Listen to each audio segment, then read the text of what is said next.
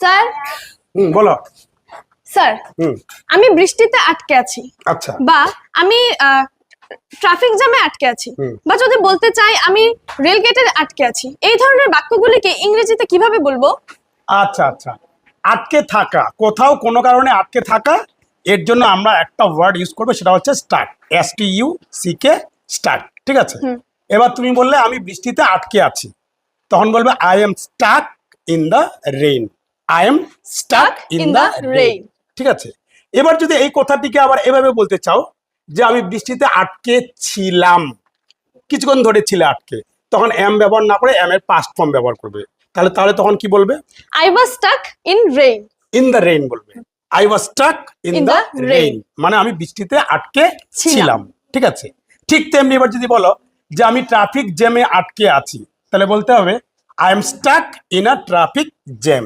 I am stuck in a traffic jam.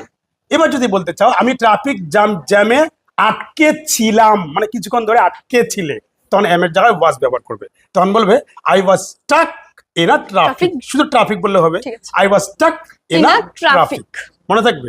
এবার যদি বলতে চাও যে আমি ট্রাফিক জ্যামে আটকে গিয়েছিলাম, কতক্ষণ ধরে আটকে ছিলাম এটা বলা হচ্ছে, আটকে গিয়েছিলাম, তখন গট ব্যবহার করবে। কি বলবে? I got stuck in a traffic jam. I got stuck in a traffic jam. বোঝা গেল? এবার এবার যদি বলতে চাও আমি একটা মিটিং এ আটকে আছি, কিরে তোতে এখন আসার কথা, তুই এখনো আসছিস না যে? আরে আর বলিস না, হঠাৎ করে একটা মিটিং, একটা সমস্যার সমাধান করতে হচ্ছে, আমি মিটিং এ আটকে আছি। তখন বলবে I am stuck in a meeting. I am stuck in a meeting. আর এই কথাটিকে যখন পাস্ট ফর্মে বলবে যে আমি একটা মিটিং এ আটকে ছিলাম, তখন কি বলবে? I was stuck in a meeting. ঠিক আছে, আবার যখন বলতে চাবে যে আমি একটা মিটিং এ আটকে গিয়েছিলাম, আটকে ছিলাম বললাম না, আটকে গিয়েছিলাম। ঠিক আছে, কতক্ষণ ধরে আটকে ছিলাম সেটা বলা নেই, আমি আটকে গিয়েছিলাম, তখন গট ব্যবহার করবে। I got stuck in a meeting. মনে থাকবে? বোঝা গেল এবার?